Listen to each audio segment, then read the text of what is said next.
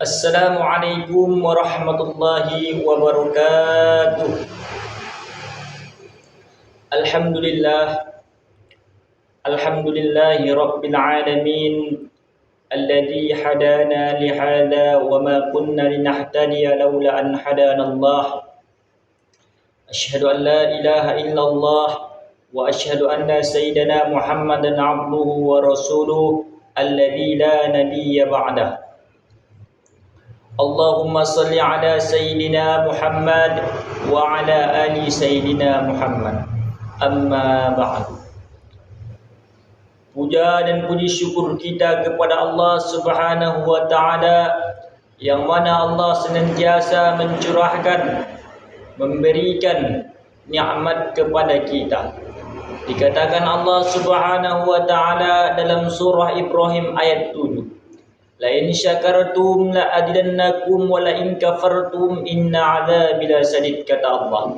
Yang mana artinya, jikalau engkau bersyukur atas nikmatku, maka akan aku tambah nikmat tersebut. Jikalau kau kufur atas nikmatku, maka ajab pula yang sangat pedih, kata Allah Subhanahu wa taala.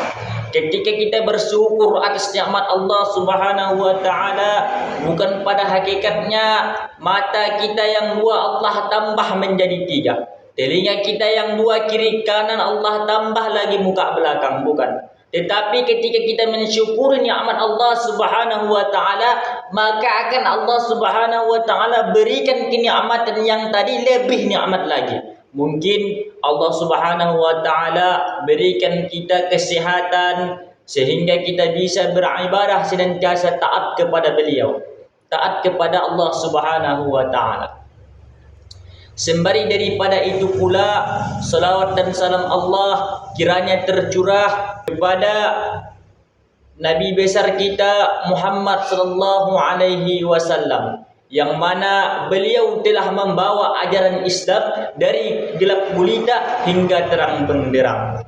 Beliau menyiarkan agama Islam dengan gelap gulita, dengan sembunyi-sembunyi selama 3 tahun lamanya. Di situ beliau menumpahkan darah, sehingga kalau dikatakan satu riwayat, tidak ada lorong, tidak ada simpang yang tidak dilewati oleh baginda Rasulullah sallallahu alaihi wasallam. Demi apa? Demi menyiarkan agama Islam. Seandainya saudara-saudara yang dirahmati oleh Allah Subhanahu wa taala, kaki baginda Rasulullah sallallahu alaihi wasallam pada saat berdakwah dicat kakinya berwarna merah, maka seluruh lorong-lorong di kota Makkah berwarna merah. Sebab kenapa? Sebab tidak ada satu lorong pun, tidak ada satu kampung pun yang tidak beliau datangi untuk mengenalkan kepada orang-orang, yaitu tentang keislaman, tentang keyakinan, tentang beriman kepada Allah Subhanahu wa taala dengan kalimat tauhid la ilaha illallah. Maka yang mana lafaznya Allahumma salli ala Sayyidina Muhammad wa ala alihi Sayyidina Muhammad. Semoga kelak nanti di yaumil qiyamah, di mana seluruh manusia meminta pertolongan kepada Allah Subhanahu wa taala, meminta pertolongan kepada orang-orang di sekitar mereka, meminta pertolongan kepada nabi-nabi yang lain. Apa pertolongannya? Syafaat. Mereka minta kepada nabi dan rasul-rasul yang lain. Rasul-rasul dan nabi-nabi katakan yang lain, kami tidak bisa memberi syafaat kepada kalian. Tetapi ketika mereka datang, satu golongan ini datang kepada baginda Rasulullah sallallahu alaihi wasallam, meminta pertolongan kepada baginda Rasulullah sallallahu alaihi wasallam, lalu baginda Rasulullah berdoa kepada Allah. Karena apa? Karena mereka semenjak hidup berselawat kepada baginda Rasulullah sallallahu alaihi wasallam, maka Rasulullah bermohon kepada Allah, ya Allah, ini hamba sewaktu dia hidup di permukaan bumi, sewaktu nafasnya menghembuskan di permukaan bumi, dia senantiasa ya Allah berselawat kepadaku, beribadah kepadamu, maka berilah mereka pertolongan. Maka dari itu baginda Rasulullah sallallahu alaihi wasallam berikan syafaatnya kepada kita. Semoga dengan selawat yang kita bacakan tadi, kelaklah kita nanti yaumil qiyamah termasuk golongan baginda Rasulullah sallallahu alaihi wasallam yang mengikut ajarannya dengan benar dan baik. Amin amin ya rabbal alamin. Saudara-saudara yang dirahmati oleh Allah Subhanahu wa taala, adapun kali ini kita mengkaji tentang hadis arba'in yang dikarang oleh ulama besar dari kalangan orang-orang mukmin, yaitu hadis arba'in yang dikarang oleh Imam An-Nawawi, hadis ke-18 tentang bertakwa. Apa bunyi hadisnya? Qala Rasulullah sallallahu alaihi wasallam, ittaqillaha haitsuma kunta wa atbi'as sayyi'ata al-hasanata tamhuha wa khaliqin nas bi khuluqin hasan.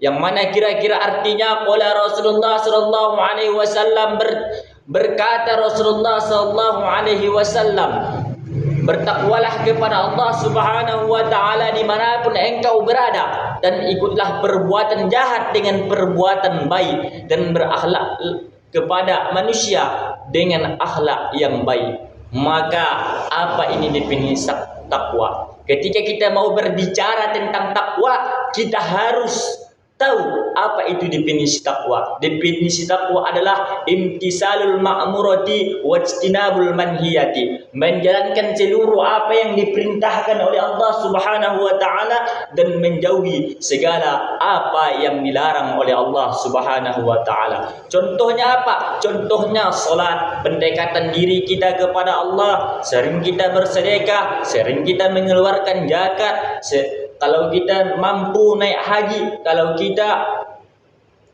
sering membaca Al-Quran, sering berdoa, mendekatkan diri berzikir kepada Allah Subhanahu wa taala, maka itulah contoh orang-orang yang bertakwa.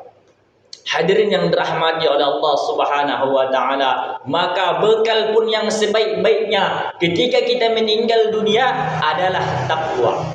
Maka takwa ini adalah salah satu definisi orang-orang yang beriman.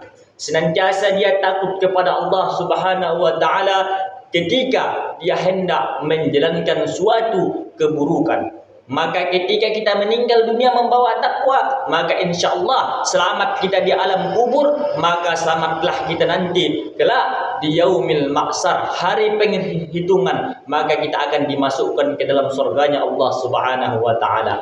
Maka hadirin yang dirahmati oleh Allah Subhanahu wa taala, kesimpulan daripada hadis arba'in ke-18 ini tentang bertakwa ini, maka yaitu bagaimana diri kita ini senantiasa kita dekatkan kepada Allah Subhanahu wa taala. Agar kenapa saudara-saudaraku? Agar kita kelak nanti di yaumil qiyamah di surganya Allah Subhanahu wa taala berkumpul dengan orang-orang yang dicintai oleh Allah Subhanahu wa taala. Kita ada di forum tersebut, kita ada di golongan tersebut, kita ikut dengan mereka, kita masuk ke dalam surga bersama baginda Rasulullah sallallahu alaihi wasallam. Maka ingin seperti ini, maka kuncinya hanya satu.